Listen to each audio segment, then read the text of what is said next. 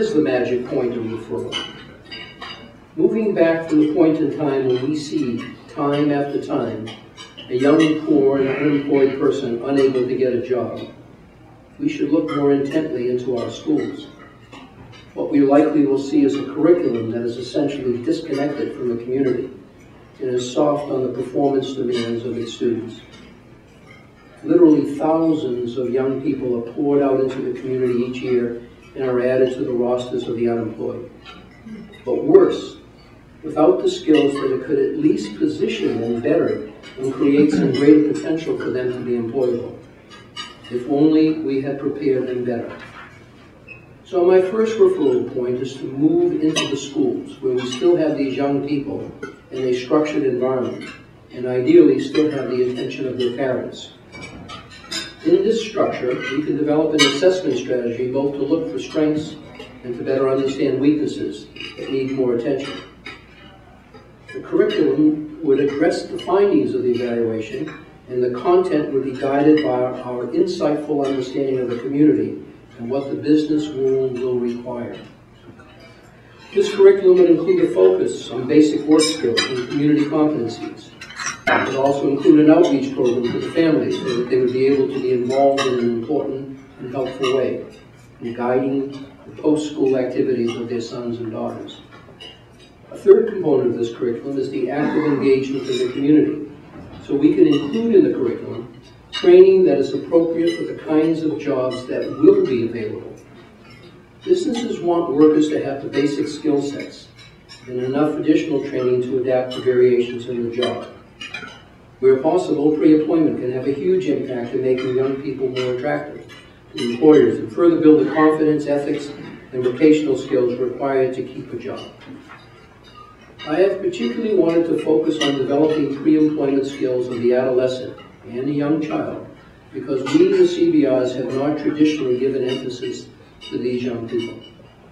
As a result, we've been taking on employment problems partly created and partly complicated by the failure of the public schools. Instead, we need to develop important relationships with our schools to effect the transition of young at-risk kids who are now moving into the community from school and into the growing population of the unemployed. I understand that we have a problem of crisis proportion in our communities because of unemployment, and giving attention to the young at-risk adolescent at this time might not seem to have real impact potential on the problem of poverty and unemployment. But I would argue that unemployment and the complications of poverty should be seen historically as having been with us for a long time and endemic to that population of at-risk kids, and that solutions tried to date have not been particularly successful. From this perspective, then, it becomes a pretty reasonable proposition to develop a timeline associated with helping adolescents become more successful through an enhanced focus on them as rehabilitation clients for our CBR program. We would aim to use all of our experience and skills to help increase their employability. The rate of unemployment among special needs and at-risk kids is growing, and we are compelled to answer the alarm. In fact, I would also propose that we continue to move the point of referral back to even younger children. The reason for this is there is also a need to plant the seeds of what will be required as basic competencies for their lives, both in the community and work. Children who come to school with a serious delay in the skills necessary for reading and also never become comfortable with basic math and don't acquire the fundamentals of personal discipline and live in a family where the adults do not have the skills to access economic sufficiency are in imminent danger of perpetuating the cycle of poverty. If the children are deprived of a role model who could help them to understand the importance of work, but instead only see the hopelessness and despair of unemployment and disconnection from the working world, they then become discouraged and are disinclined to see work as a realistic goal for their lives. We as community providers have to work to see that more attention is paid to the early development of reading, math, and behavior skills in our children.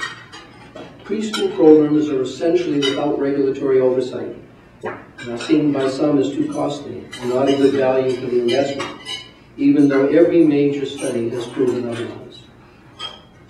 Yet no alternative is being offered to offset the continued growth in the population of young people who, without essential work skills, are unemployable.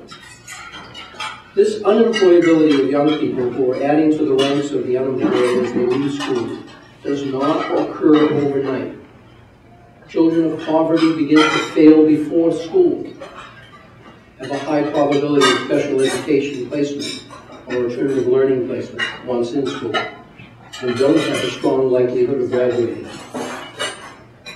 It is part of a long process in which our children are growing without the proper education, and without the proper guidance of a model in their families, themselves despair, and suffering in poverty, and as a result can offer little or no help to their children.